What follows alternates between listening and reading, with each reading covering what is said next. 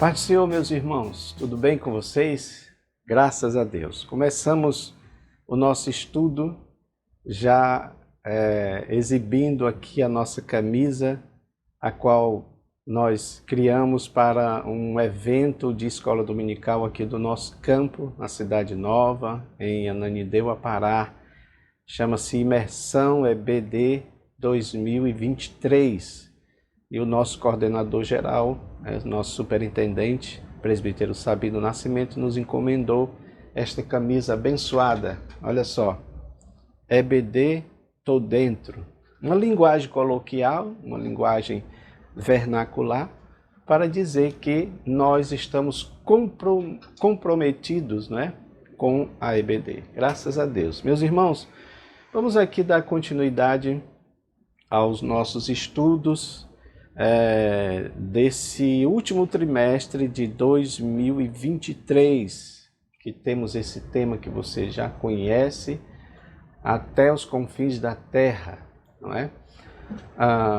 E aqui nós já estamos na lição de número 5, lição de número 5, que tem esse tema, uma perspectiva pentecostal de missões. Aí você vê a capa que nós criamos, mais ou menos aquela mesma ideia da própria capa da revista, a ideia do globo, a ideia das mãos segurando, aí você tem aí os elementos voltados para o Espírito Santo, que é exatamente o fogo e a pomba como representação do Espírito Santo. Amém, meus queridos? Vamos lá para nós darmos continuidade aos nossos estudos. Eu quero mostrar para os irmãos aqui o nosso gráfico esboço, que vocês já conhecem. Inclusive, meus irmãos, nesta imersão que nós fizemos aqui no nosso campo, nós tivemos esse momento de mostrar para os irmãos, ensinar aos irmãos, porque foram criados vários painéis visuais, onde em cada painel desse ficava alguns irmãos, alguns monitores, e dentro dos assuntos voltados para a pedagogia cristã, cada um deles ministrava. Eu fiquei no meu painel lá sobre infográficos, foi uma bênção os irmãos que participaram lá. Aliás, se você participou, você que participou, deixe o seu comentário aí, a sua impressão, para que os outros irmãos conheçam o trabalho que foi feito. E é muito importante. Provavelmente, meus irmãos, eu vou depois fazer um vídeo com dicas, um vídeo rápido, talvez só falando a mesma coisa que nós falamos lá, com talvez alguns acréscimos, porque também foi muito rápido, cada apresentação era rápida, eram 7 painéis, com dicas importantes, então os professores eles iam em cada um desses painéis. Então, provavelmente, nós vamos fazer um vídeo dando essas dicas, como você usar um flip chart, como você usar um quadro branco, E também, claro, nós falamos do nosso gráfico esboço, porque aqui está o esboço da lição, aquilo que sempre dizemos, Se você estudar a lição, você vai se basear pelo gráfico, porque ele vai só lembrar os tópicos, e daí o resto é o Espírito Santo na vida de cada professor.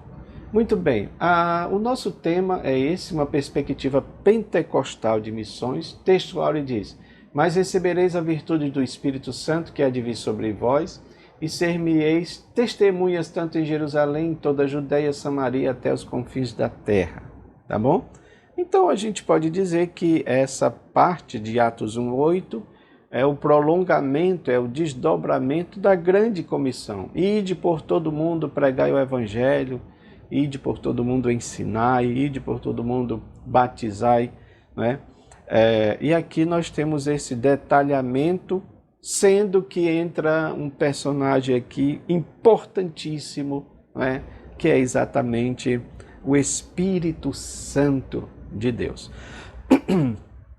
Pois bem, então vamos lá dar continuidade. O nosso textuário, a nossa verdade prática diz: o Espírito Santo derramado no Pentecostes é o mesmo Espírito que Deus deseja derramar de novo na atualidade. Me chama a atenção nessa verdade prática, meus irmãos, a expressão aqui que é dita de novo na atualidade. Então, se Deus deseja derramar de novo, é que de alguma forma este Espírito não tem sido derramado, e não por culpa de Deus ou do Espírito Santo, mas muitas vezes a nossa culpa de não darmos o lugar devido ao Espírito Santo. Lembrando que nem tudo que tem hoje é o Espírito Santo, tá bom, meus irmãos? Isso aqui nós vamos falar aqui bastante, porque eu sou, de certa forma, crítico dessas coisas. Muitas aberrações, muitas distorções, e as pessoas estão achando que isto é o papel principal do Espírito Santo. Nós vamos ver nesta lição que não é dessa forma. Tá bom? Então, vamos lá. Aqui, na verdade prática, a gente fica sabendo qual o objetivo do Espírito Santo. Para que ele foi derramado, e não é outro senão para guiar, para ensinar, para capacitar, para dar poder aos discípulos para que eles fossem testemunhas de Jesus. Tá bom? Você pode acompanhar aí o nosso gráfico esboço. E o nosso gráfico esboço, ele está dividido em 3 pontos, né? Como sempre. Primeiro, uma perspectiva pentecostal de missões. Nós somos evangélicos, nós somos pentecostais e as contribuições pentecostais às missões. Segundo ponto, obra missionária depois de Pentecostes. A causa da obra missionária da primeira igreja, a expansão missionária da primeira igreja, e Deus não faz acepção de pessoas. O último ponto fala sobre a ação do Espírito Santo em obra missionária, a função do Espírito Santo na obra missionária. O Espírito Santo capacita para a obra e Deus age por meio do Espírito Santo. Tudo bem, meus irmãos? Então vamos lá para nós darmos continuidade aqui no primeiro ponto. Como sempre vocês sabem, nós falamos da palavra-chave. A palavra-chave aqui é pentecostal. Essa palavra pentecostal vem de Pentecoste, todo mundo sabe, e não que há uma relação direta com a festa em si, porque Pentecostes é uma festa, como todos nós sabemos, né? Uma festa judaica, fazia parte do calendário judaico, mas como esse derramamento aconteceu em plena festa do Pentecoste, então se associou o nome Pentecostes, pentecostal, com essa questão da festa, mas a ênfase é ao Espírito Santo de Deus, tá bom? O nosso primeiro ponto fala de uma perspectiva pentecostal de missões. E aqui o nosso comentarista afirma: nós somos evangélicos, né? E aqui ele diz que o evangélico é aquele que enfatiza o compromisso pessoal com Jesus a partir do novo nascimento, a autoridade bíblica, o apelo de anunciar Cristo aos outros. Mas, meus irmãos, vocês sabem que o nome evangélico hoje ficou um pouco, como podemos dizer, deturpado, né? Porque hoje muitas pessoas dizem que são evangélicas, não é? E continuam vivendo as suas vidas do jeito que elas acham que podem viver e não tem problema nenhum. Essa semana vi um vídeo de uma senhora que é muito conhecida aí na internet, não vou citar o nome, mas que ela dizendo que não tem problema ela viver uma vida de prostituição, porque Deus a ama do mesmo jeito. Então, ela gosta desse tipo de trabalho, ela ama fazer esse trabalho, mas ela não vê incompatibilidade nenhuma em ela ser evangélica e, ao mesmo tempo, trabalhar na área da prostituição. Veja vocês em que ponto nós chegamos, tá? Por isso que eu digo que essa palavra evangélico ficou estereotipada, ficou deturpada.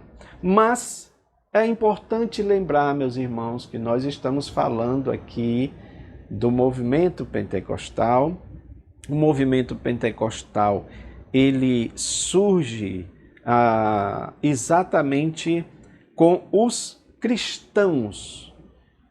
Veja que até mesmo essa palavra cristão, ela vem surgir depois.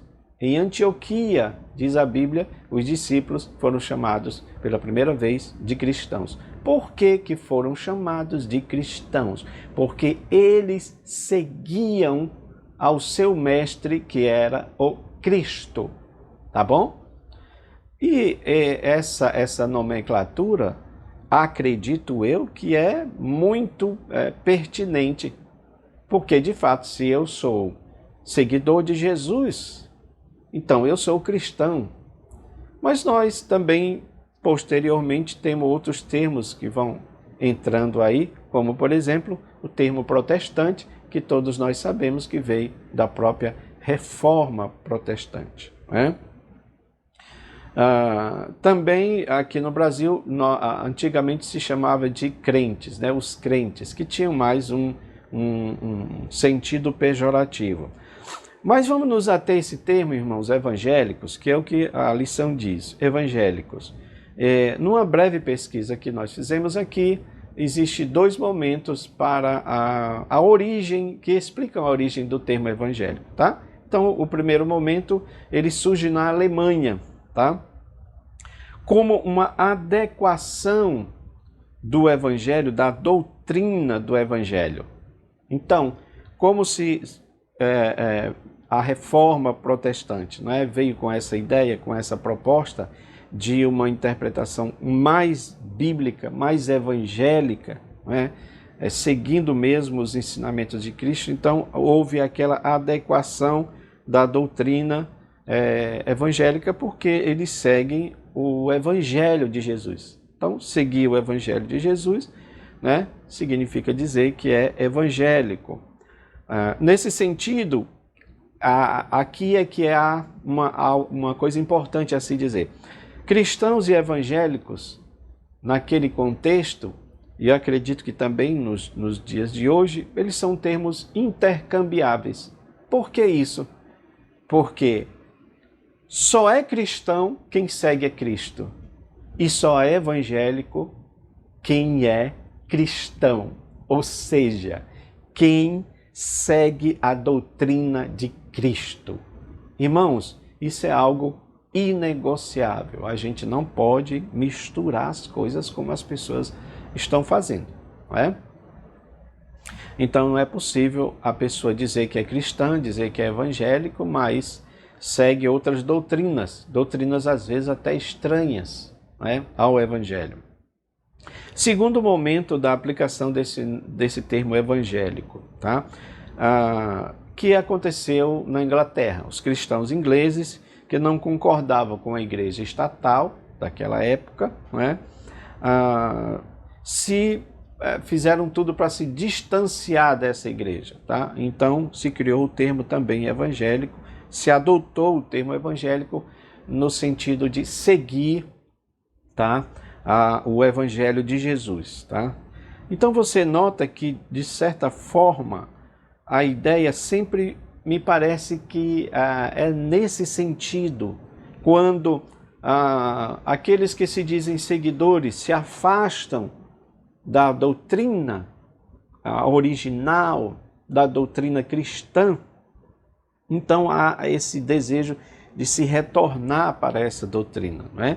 E esses nomes, o evangélico, o cristão, tem esse sentido, tá bom? Mas nos dias de hoje nós podemos dizer que esse termo evangélico, tá, ele é um termo agregador. Tem um lado positivo e tem um lado negativo, né? Claro que quando está falando de um termo agregador, está falando de unidade denominacional. Então, nós temos aí várias denominações com doutrinas diferentes, né? Mas se diz que é evangélicos, né? Quando se faz o censo, por exemplo, o termo que se dá é evangélicos, né? Evangélicos. Porque se disser também cristãos, aí você tem também muitas diversidades, né, dentro do próprio cristianismo, tá bom? Então, o termo evangélico, ele é um termo assim que agrega, né, mesmo nas divergências, nas diferenças denominacionais, porque também é levado em consideração aqueles aspectos que são comuns, né? Então, naquilo que é comum às denominações, então você aceita, você abraça, porque é comum. Eu creio a mesma coisa que o meu irmão batista, presbiteriano acredita, né? Claro que tem coisas que acreditamos diferente, mas naquelas coisas que são essenciais, unidade, né? Já é uma frase bem antiga aí que nós conhecemos, tá bom? Meus irmãos, há uma tríplice ênfase na reforma protestante no que se diz respeito a evangélico. A autoridade das escrituras, sola scriptura, né? A salvação pela fé, solo fide, né? Somente a fé, e o sacerdócio universal dos crentes. Então, isso aqui é o que dá base para a essência evangélica. A autoridade das escrituras. A Bíblia diz o que ela quer dizer. A Bíblia afirma o que ela quer afirmar. Não é o que eu acho, não é o que eu penso, não é a minha linha de interpretação, mas é o que a Bíblia diz, né? A salvação pela fé não é por obras, para que ninguém se glorie, não é por obras porque nós não podemos salvar nós mesmos, já que a Bíblia diz que as nossas justiças são como trapos da imundícia. Então, nós não salvamos a nós mesmos, né? A salvação é pela fé, não é pelo que eu faço. Embora as obras, elas corroborem, mas elas vêm seguindo a fé. Se eu tenho fé, eu vou praticar boas obras, e não o contrário, né? Então, e o sacerdócio universal dos crentes, tá bom? Meus queridos, é muito importante nós entendermos isso. Mas também, além de evangélico, nós somos pentecostais, né? Aí o termo Pentecoste, vocês sabem, se refere àquela festa que existia, mas foi no tempo de Pentecostes, no dia daquela festa, não é? Naquele período em que o Espírito Santo foi derramado, tá bom? Ele foi derramado como promessa de Jesus. Eu vou para o Pai, mas enviarei um outro Consolador, um Paráclito, que estará convosco, né? Então, ele vos guiará em tudo, ele vos fará lembrar de tudo. Nós vamos falar aqui sobre essas atribuições do Espírito Santo, que é importante. Então, nós podemos dizer que nós temos razões contundentes, fundamentais para dizer que o movimento do Pentecoste, que surgiu no Pentecostes, ele continua até os dias de hoje. Não há motivo para falarmos de cessacionismo, de dizer que cessou, de dizer que parou. Não existe isso, tá bom? No próprio sermão de Pedro, ele deixa muito claro que essa experiência é para vocês, para os filhos de vocês, para os que estão longe. E essa parte final dele é muito interessante. E para todos quanto nosso Senhor chamar. Pedro está falando aí que independe de era, de tempo, independe de posição geográfica, todos quanto nosso Senhor chamar, em todas as eras, em todos os tempos, em todos os lugares. Em todos os lugares. Claro que isso foi algo que o Espírito foi trabalhando na vida deles. Aí nós vamos falar aqui sobre o caso, não é, de Cornélio, porque o Espírito Santo foi derramado para Cornélio e as pessoas que estavam com ele, porque de fato ele não era judeu, Então isso era para mostrar que a experiência pentecostal também era para as outras pessoas, das outras nações. Isto é confins da terra. Isto significa confins da terra. Vocês serão testemunhas. Jerusalém, Judeia, Samaria e confins da terra. Tá bom? Então, meus amados, nós temos a convicção que o Espírito Santo estará presente. Me permita falar uma coisa aqui, que eu acho que é muito importante, que eu sempre falo sobre o papel do Espírito Santo até também no período tribulacional. Porque há quem diga, né, que quando Jesus vier arrebatar a igreja, o Espírito Santo vai embora. O Espírito Santo vai sair da igreja, da terra. Meus irmãos, não há respaldo para a gente acreditar nisso, tá bom? Mesmo porque se você ler o sermão de Pedro, o sermão pentecostal de Pedro, depois que eles recebem o Espírito Santo, e aquele sermão foi um sermão, sim, apologético, em defesa da fé cristã que estava, digamos ali, a fé pentecostal que estava surgindo ali, né?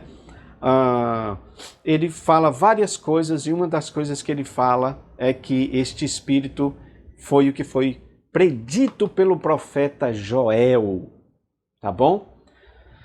E lá na continuidade do estudo ele diz, da sua fala, ele reproduzindo Joel, ele diz que esse Espírito foi dado com vistas também a esse grande e terrível dia do Senhor que iria se abater sobre a terra, quando o sol ia escurecer, a lua não ia dar sua luz, se transformaria em sangue, haveria sangue, fogo e vapor de fumaça. Ou seja, esses elementos que Pedro cita, você sabe disso, eles estão presentes no Apocalipse, eles estão presentes nos tempos finais. Eles estarão presentes na grande tribulação. Então, por que Pedro faz uma ligação entre esses elementos, esses fenômenos que vão estar acontecendo na Terra, com o derramamento do Espírito Santo? Ora, se ele faz isso, é porque ele está dizendo que no período tribulacional haverá a ação do Espírito Santo de Deus. Mais ainda, caso você ainda não esteja convencido, né? Se nós acreditarmos que haverá salvação durante a grande tribulação, e nós acreditamos que sim haverá, porque João tem uma visão de uma grande multidão e se pergunta quem são esses? Pergunta para ele quem são esses? João responde, não sei, meu Senhor, tu o sabes. A resposta é, esses são os que vieram da grande tribulação que alvejaram suas vestes no sangue do Cordeiro. Ora, então haverá salvação durante a grande tribulação. Agora, um ponto importante. Pegue isto e faça a ligação com o que Jesus disse sobre a ação do Espírito Santo. Para que o Espírito Santo seria enviado? Para convencer o homem do pecado, da justiça e do juízo. Pecado, justiça e juízo. Ora, então, se haverá salvação durante a grande tribulação, significa dizer que o Espírito Santo estará aqui convencendo os homens do pecado, da justiça e do juízo, meus irmãos.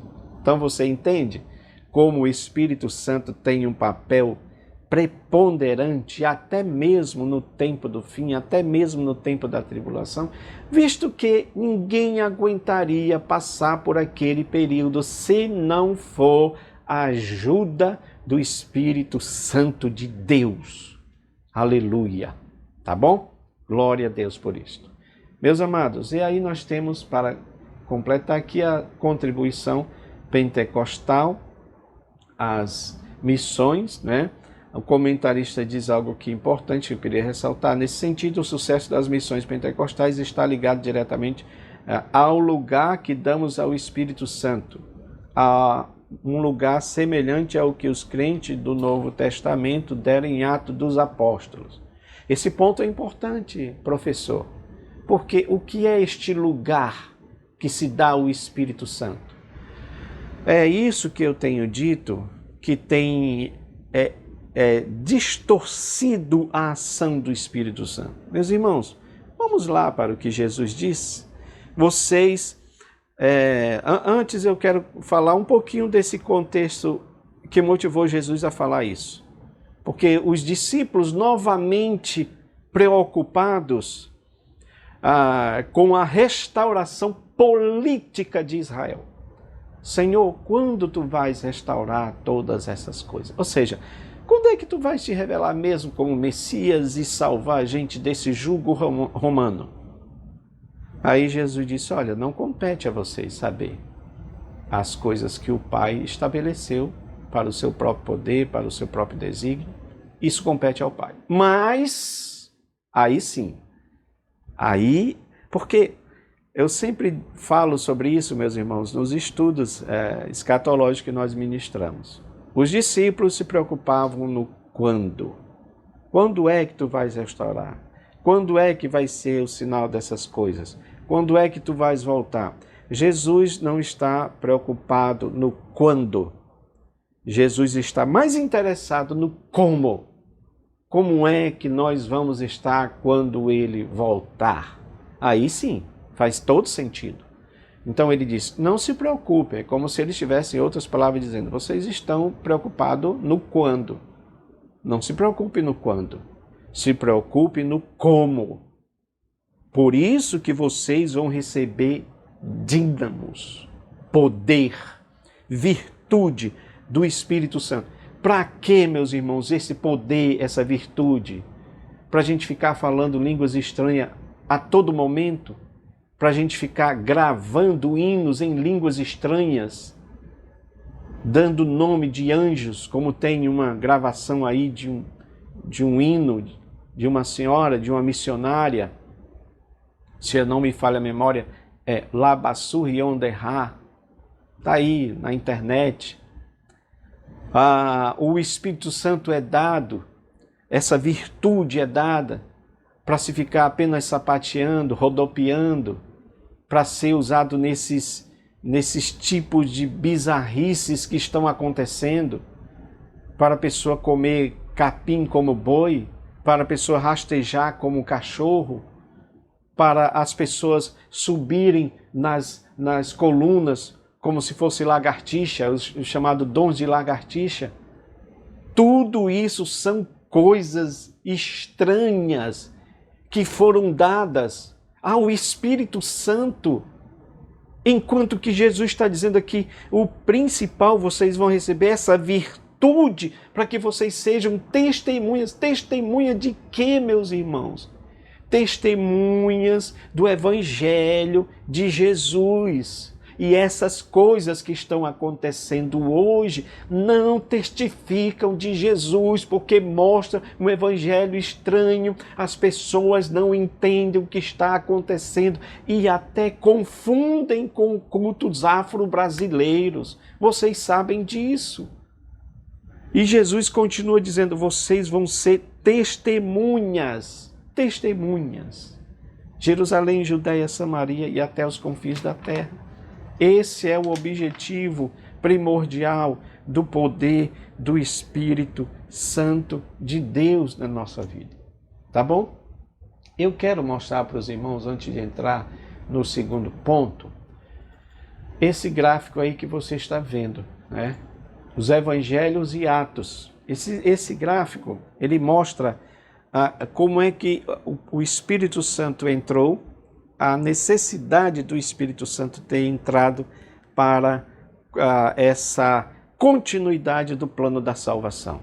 Então, primeiramente, aí nós temos Jesus tornando-se carne, Jesus vindo ao mundo, a encarnação de Jesus, tá? Tudo isso dentro dessa faixa vermelha, mostrando o que é o Evangelho de Jesus. Essas coisas são inegociáveis a respeito de Jesus. O Verbo se tornou carne. O Verbo se tornou carne. O Emanuel, o Deus conosco, tá bom?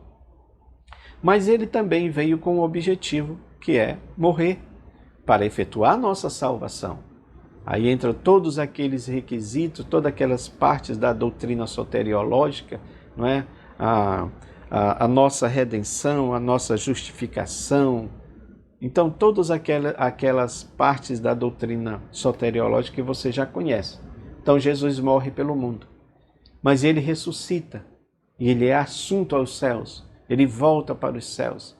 Antes de voltar para o céu, antes de ser assunto aos céus, ele disse: enviarei um outro Consolador, um Paráclito.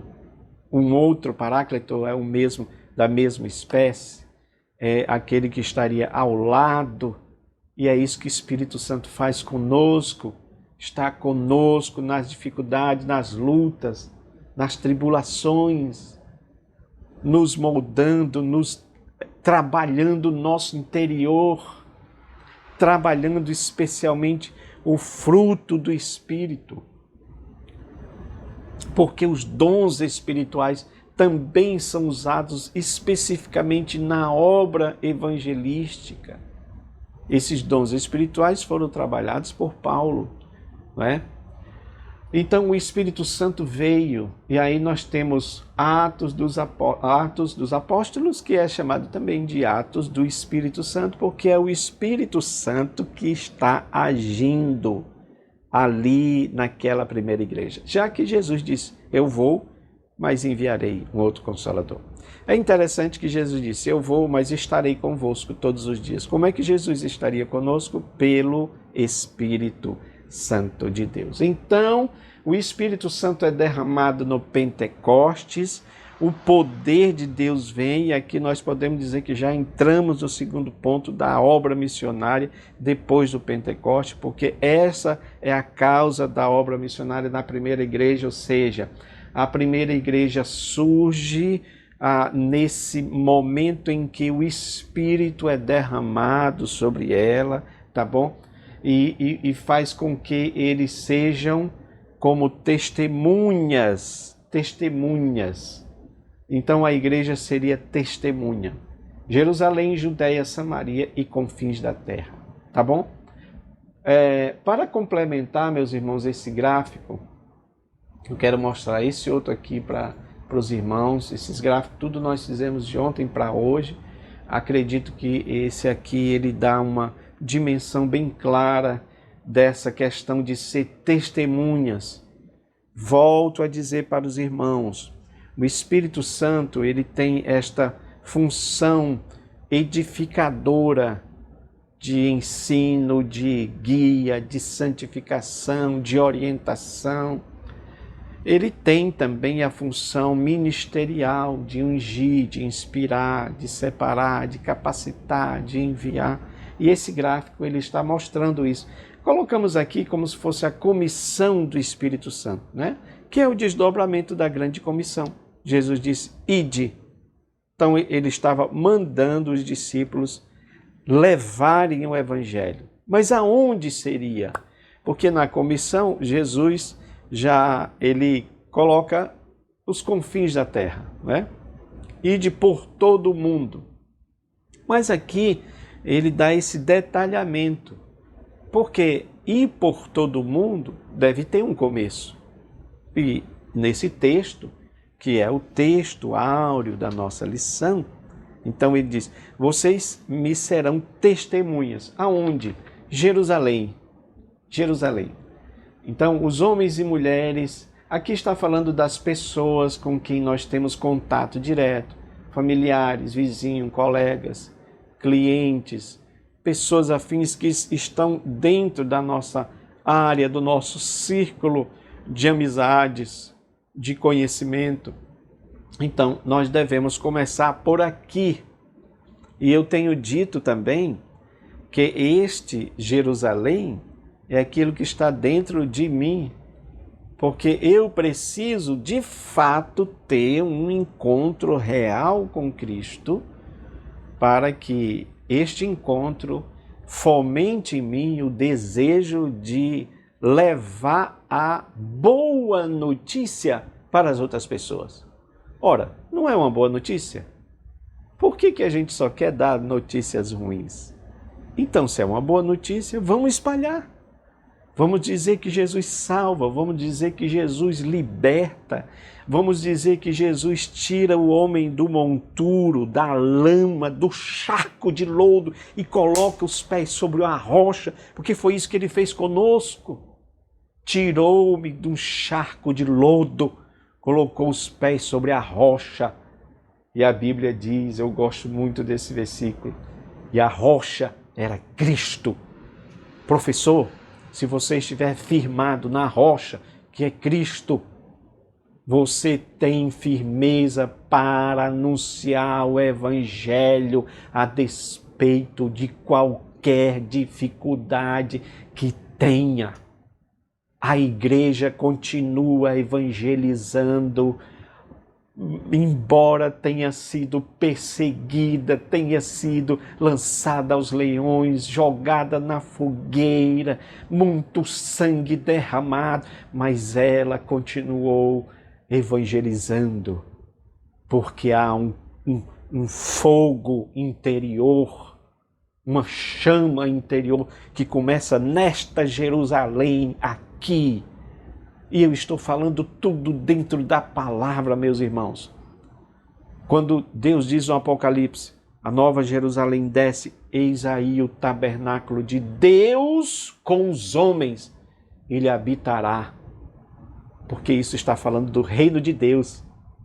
E vem Jesus e diz, o reino de Deus já está em vocês. Então preste atenção, se o reino de Deus está em mim, eu preciso ter mais do que essa obrigação de pregar o Evangelho, começando em mim e vazando, digamos assim, para os que estão ao meu redor. Mas olha, não é só para os que estão no meu redor, é para quem está também na Judéia, né? Jerusalém, Judéia, ser-me-ão testemunho em Jerusalém, Judéia. Lembrando que Jerusalém, irmãos, só para um título importante, nós estamos falando de uma cultura similar, aquelas pessoas que compartilham da mesma cultura que eu vivo, né? Lembra que nós estamos estudando sobre missões transculturais, né? De certa forma aqui. Então, é até mais fácil, de certa forma, de nós evangelizarmos, porque é uma cultura conhecida, é a mesma cultura nossa, tá bom? A Judéia também, porque fala de homens e mulheres já que estão fora do nosso contato direto, que são culturalmente semelhantes. Por exemplo, quando nós fazemos um culto evangelístico, né, um culto ao ar livre, geralmente nós não conhecemos todas aquelas pessoas às quais nós estamos nos dirigindo a elas, né, através do microfone, através de toda aquela aparelhagem lá. Nós não conhecemos. Elas são a Judéia, elas também são a Judéia, porque assim como eu estou aqui na minha cidade, eu posso sair para um outro lugar um pouco mais distante, também para pregar o Evangelho ali, e nós estamos falando de uma cultura que é semelhante. Porém, quando nós falamos de Samaria, aí, esses dois, né, Samaria e Confins, nós estamos falando de culturas diferentes. Aí entra o transculturalismo, porque eu preciso entender, né, que aquelas pessoas fazem parte de grupos que são próximos geograficamente, mas culturalmente são distantes. Pode ser outros estados. Então você tem o Brasil de extensão continental, mas com regiões diferentes, né? Norte, Nordeste, Sul, Sudeste, com costumes diferentes.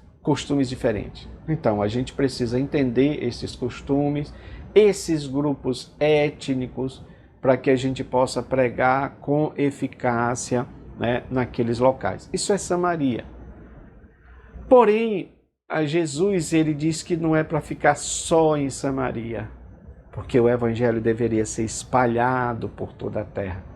Aí entra o tema principal da nossa lição, até os confins da terra. Ou seja, pessoas e grupos que estão distantes culturalmente, geograficamente, né? linguisticamente, porque muitas vezes você vai para um país onde a língua não é a mesma, então você precisa aprender aquele idioma, não é? São homens e mulheres alcançados através, né, das parcerias globais, das agências missionárias, porque não tem como um missionário ir sem que haja esse suporte missionário. É muito importante, irmãos, entendermos todos esses aspectos desta comissão do Espírito Santo. Esse trabalho aqui é um dos trabalhos assim mais complexos, porque geralmente nós não nos dispomos a ir num outro país, né? Isso aí tem que ser feito por alguém que tem, de fato, o chamado missionário para as outras nações, onde ele vai aprender outro idioma, onde ele vai aprender outra cultura, onde ele vai aprender tudo sobre aquela terra, para que ele possa evangelizar com eficácia. Amém, meus irmãos? Então, olha, utilize esse gráfico, com certeza vai ser bênção na vida de vocês, tá bom? Nós falamos aqui sobre a expansão missionária, que tem a ver com isso que nós estamos falando, né? Do Evangelho de Atos, que mostra tudo isso, como é que acontecia, não é?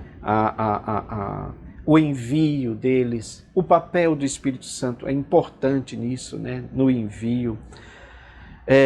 Nesse terceiro ponto aqui eu quero ressaltar exatamente isso, que Deus não faz acepção de pessoas, não é? Porque de fato ainda havia esse exclusivismo judeu de achar que o evangelho era só para eles, e Jesus vem falando sobre isso, vem mostrando sobre isso com exemplos, que este evangelho é para todo mundo, era para todo mundo. Claro que tinha que começar com eles. Eles tinham que entender o que era que Cristo queria fazer, né? Para que isso pudesse ser levado a outras pessoas. Então, essa ideia de exclusivismo dá lugar ao inclusivismo. E eu não estou falando porque hoje a palavra inclusiva, né, tem vários significados, né? Polissêmica, como se diz, né? Mas nós estamos falando desse inclusivismo das outras pessoas, das outras nações. O Evangelho é para as outras nações, tanto é que nós estamos aqui no Brasil e o Evangelho chegou até aqui no Brasil, né? Passando todo esse tempo e chegou até aqui. Então, mostra que de fato Deus não faz acepção de pessoas. Meus amados, para nós irmos aqui para o final,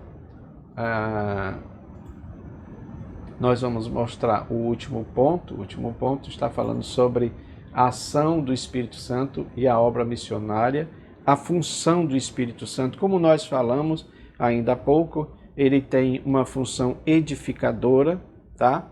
Que é ensinar, guiar, santificar, conduzir, orientar. Essa é a função do Espírito.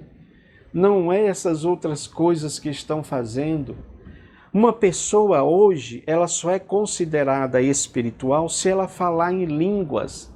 E todos nós sabemos que as línguas, elas devem ser faladas, elas são faladas na igreja com o intérprete, quando há interpretação para alguém, como uma mensagem para alguém. Uma mensagem de conversão, não é? Mas, se não for isso, a expressão estática, como se chama, a glossolalia, ela deve ser feita apenas para minha edificação. Então é entre mim e Deus. Eu não preciso de pegar um microfone e falar em línguas estranhas para as outras pessoas saberem que eu estou falando, saberem que eu sou espiritual. Exceto se Deus estiver dando uma mensagem e houver interpretação, é diferente. Mas o que estão fazendo com o Espírito Santo, meus irmãos, com a expressão do Espírito Santo hoje, é algo absurdo, que nós ficamos tristes, tá bom? A função do Espírito também é ministerial, que é ungir, que é inspirar, que é separar, capacitar e enviar. Esse também tem sido um outro problema, porque se é o Espírito que envia, se é o Espírito que unge, se é o Espírito que escolhe, por que há tantas pessoas que são levadas ao ministério, mas nós percebemos pelos seus atos, pelos seus frutos, que eles não têm capacidade nenhuma de serem pessoas que foram consagradas, foram enviadas, foram colocadas no ministério, mas não teve a chamada de Deus, não teve a chamada do Espírito Santo. Esse é um ponto também que depõe contra nós, não é? Porque o verdadeiro obreiro do Senhor, ele é chamado pelo Senhor. Quando nós vemos lá o Espírito Santo separando Paulo para uma obra que ele havia chamado. O Espírito Santo ungindo, separando, e aqui nós entramos no subtópico 2, o Espírito Santo capacitando para a obra, porque é o Espírito que capacita para a obra. Se não for o Espírito Santo, não temos muita eficácia. Não quero dizer com isso nem desmerecer o trabalho dos missionários, digamos assim, não pentecostais, porque nós sabemos que eles também enfrentaram muitas dificuldades. Os missionários não pentecostais chegaram primeiro aqui no Brasil para trazer o Evangelho. Os missionários pentecostais chegaram depois, mas ainda assim eles também enfrentaram muitas dificuldades, não é? Os missionários não pentecostais estavam aqui, assim como outros países, levando o Evangelho do Senhor Jesus. Porque nós acreditamos que eles também têm o Espírito Santo de Deus. Eles são capacitados pelo Espírito Santo de Deus, mas não tem aquilo que se chama de segunda bênção, que é essa capacitação mais profunda do Espírito Santo, visto que há momentos em que você vai enfrentar obstáculos espirituais tremendos, obstáculos espirituais que estão diretamente ligados à ação demoníaca, e o Espírito Santo, como aquele que guia, vai orientar, vai mostrar todas essas coisas, vai discernir e dar autoridade para a pessoa agir no poder do Espírito Santo de Deus. Meus irmãos, Deus abençoe a vida de vocês.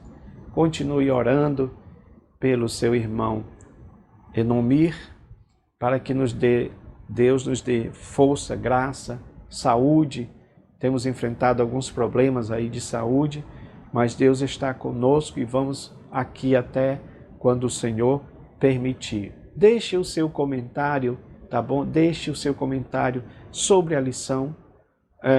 Não precisa ser pergunta, mas qualquer coisa que você queira comentar sobre a lição, ou até mesmo de onde você está assistindo, tá bom? Use os gráficos e que Deus abençoe para que você dê uma aula cheia da presença do Espírito Santo de Deus. Amém.